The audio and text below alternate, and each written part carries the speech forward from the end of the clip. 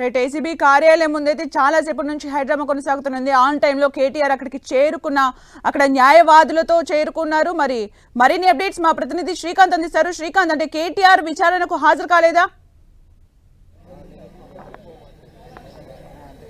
సుమిత్ర, దాదాపు 45-50 నిమిషాల పాటు కేటీఆర్ ప్రధాన రహదారిపైన ఏసీబీ కార్యాలయానికి వచ్చేందుకు వేచి చూశారు. అయితే పోలీసులు న్యాయవాదులతో కలిసి విచారణకు హాజరు అయ్యేందుకు అనుమతించకపోవడంతో పోలీసుల తీరుపై ఆగ్రహం వ్యక్తం చేస్తూ కేటీఆర్ అక్కడి నుంచి వెళ్లిపోవడం జరిగింది. మరి కాసేపట్లో కేటీఆర్ తెలంగాణ భవన్ కు చేరుకునే అవకాశం కనిపిస్తుంది. ఈరోజు ఏసీబీ కార్యాలయానికి విచారణ కోసం హాజరైన కేటీఆర్ ను పోలీసులు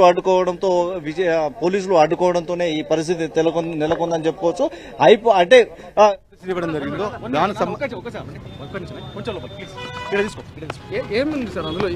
దాని వాళ్ళేదైతే అభియోగాలను చెప్తా ఉన్నారో దానికి సంబంధించినటువంటి దానికి ఈ రోజు కేటీఆర్ గారు దానికి సమాధానం ఇవ్వడం జరిగింది.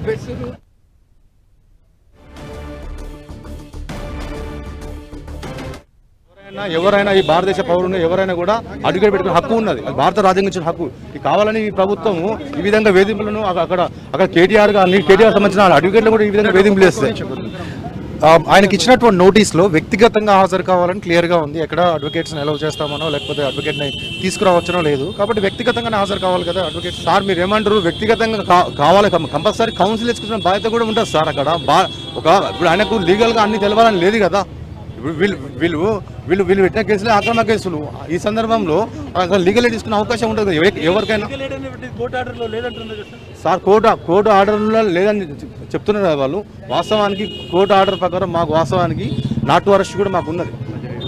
ఇన్వెస్టిగేషన్ చెప్పేసి ఎక్కడ కూడా చెప్పలేదు కదా. కానీ నాటు అరెస్ట్ ఉంది కానీ విచారణకు సహకరించాలని చెప్పింది సార్. వాస్తవానికి మొన్న కూడా 1 వీక్ బ్యాక్ కూడా ఇదే కేసు విచారణ చెప్పి గౌరవ హైకోర్టులో కూడా విచారణ జరిగింది.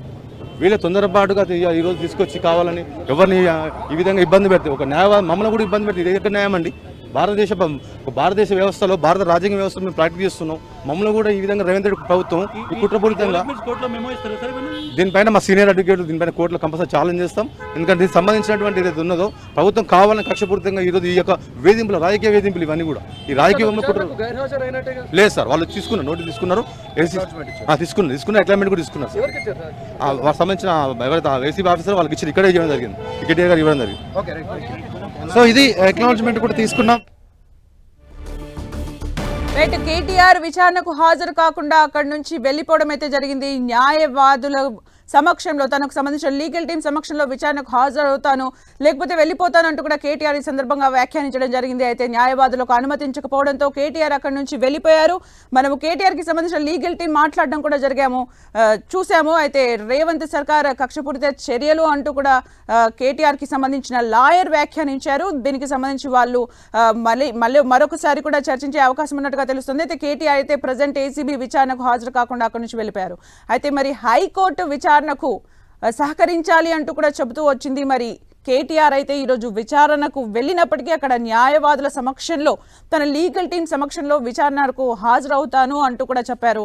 మరి లీగల్ టీంకి అనుమతించకపోవడంతో అక్కడి నుంచి కేటీఆర్ వెనుతిరిగారు. అమల్లో విచారణ జరుగుతుంది. తీర్పు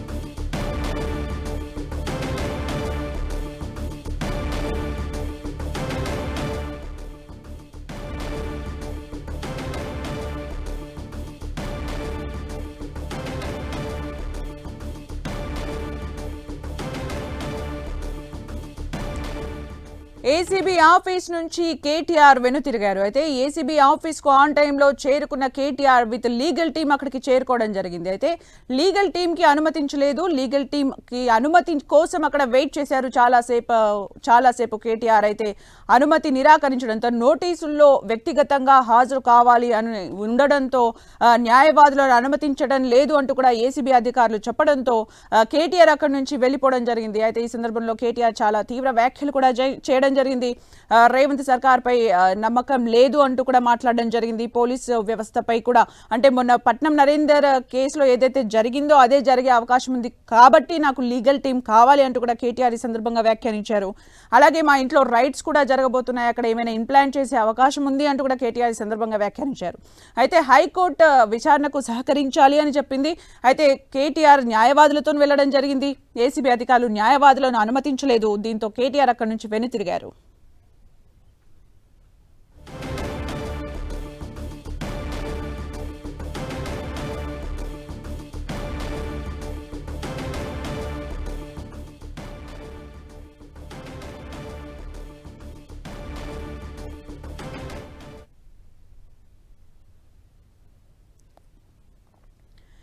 ఏసీబీ ఆఫీస్ నుంచి కేటీఆర్ వెళ్ళిపోయారంటే దాదాపు 45 నిమిషాలు అక్కడ హై డ్రామా కొనసాగిందని చెప్పుకోవచ్చు. అంటే విత్ లీగల్ టీం కేటీఆర్ అక్కడికి చేరుకున్నారు. లీగల్ టీంని కూడా అనుమతించాలి అంటూ కూడా కేటీఆర్ లిఖితపూర్వకంగా ఇచ్చి లాయర్కి ఇచ్చి పంపించిన సందర్భంలో విచారణకు వ్యక్తిగతంగానే హాజరు కావాలి అని నోటీసుల్లో ఉన్న సందర్భంలో న్యాయవాదులకు అనుమతించలేదు ఏసీబీ అధికారులు. అయితే న్యాయవాదులకు అనుమతించకపోవడంతో, అంటే పట్నం నరేందర్ కేసులో ఏదైతే జరిగిందో అదే జరిగే అవకాశం ఉంది నాకు కూడా, కాబట్టి నేను ఖచ్చితంగా న్యాయవాదుల సమక్షంలోనే విచారణను ఎదుర్కొంటాను అంటూ కూడా కేటీఆర్ ఫస్ట్ నుంచి చెప్పడం జరిగింది. అయితే వాళ్లకు అనుమతి నిరాకరించడంతో అక్కడి నుంచి కేటీఆర్ వెనుతిరిగారు. ఇక మరిన్ని అప్డేట్స్ మా ప్రతినిధి సునీల్ అందిస్తారు. సునీల్, కొద్దిసేపటి క్రితమే ఏసీబీ కార్యాలయం నుంచి కేటీఆర్ వెనుదిరిగి ఇంటికి వెళ్ళిపోవడం జరిగింది. ఇది మనం చూడొచ్చు. లిఖితపూర్వకంగా ఏసీబీ అధికారులకు ఏఎస్పీ అధికారిగా ఉన్నటువంటి ఖాన్కు ఒక లేఖని అందజేశారు కేటీఆర్.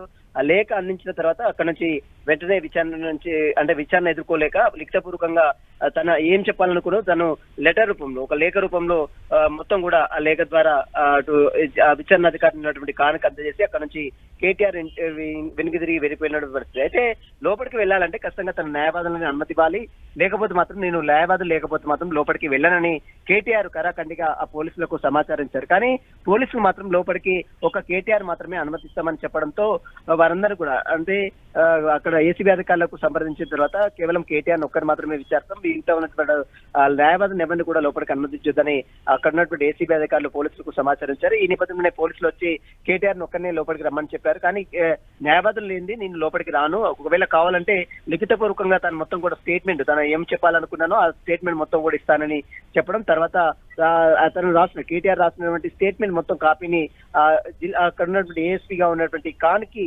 అందజేయడం. ప్రస్తుతం ఆ స్టేట్మెంట్ తీసుకున్నటువంటి ఏసీబీ అధికారులు మరి కేటీఆర్ ని మరొకసారి నోటీస్ ఇచ్చి విచారిస్తారా, లేదా దీనికి సంబంధించిన దాంట్లో మరి న్యాయస్థానంలో ఈ అంశాలని లేవనెత్తారనేది కూడా చూడాల్సింది. చెప్పు ప్రస్తుతం అయితే ఏసీబీ ప్రధాన బంజారాహిల్స్ లో ఉన్నటువంటి సునీల్ హైకోర్టు విచారణకు హాజరు కావాలి, సహకరించాలని చెప్పడం జరిగింది. కేటీఆర్ అయితే లేఖ ఇచ్చి వెళ్ళిపోయాడు.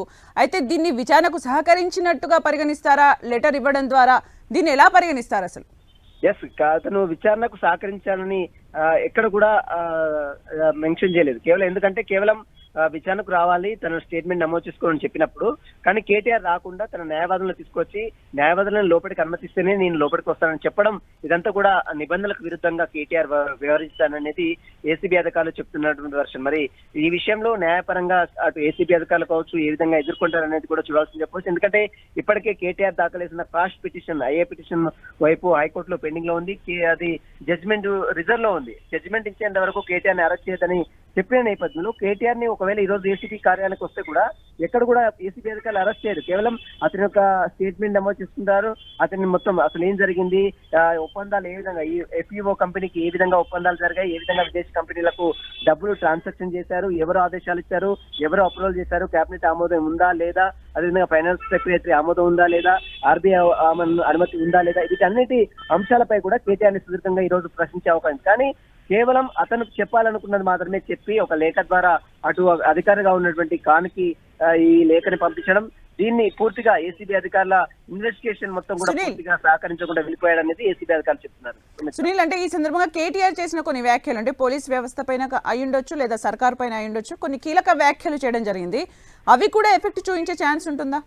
ఖచ్చితంగా, ఎందుకంటే గతంలో చోటు చేసుకున్న పరిణామాల విషయంలోనే కేటీఆర్ ఈ డిసిజన్ తీసుకున్నట్లు కొద్దిసేపు క్రితమే ఏసీబీ కార్యాలయం వద్ద మీడియాతో మాట్లాడినట్టు తీరు కూడా మనం చూస్తాం. ఎందుకంటే గతంలో లఘుచర్ల ఘటనలో చోటు చేసుకున్న పరిణామాలు, అదేవిధంగా లఘుచర్ల ఘటనలో తమ బీఆర్ఎస్ పార్టీ మాజీ ఎమ్మెల్యే పట్నం నరేందర్ రెడ్డి విషయంలో రిమాండ్ రిపోర్ట్ లో చెప్పని విషయాలు కూడా, అంటే అతను చెప్పని విషయాలు కూడా చెప్పినట్టు పోలీసులు కల్పించి రిమాండ్ రిపోర్ట్ లో పొందుపరిచారు. తర్వాత ఒక అఫిడవిట్ ద్వారా కోర్టుకు సమర్పించారు.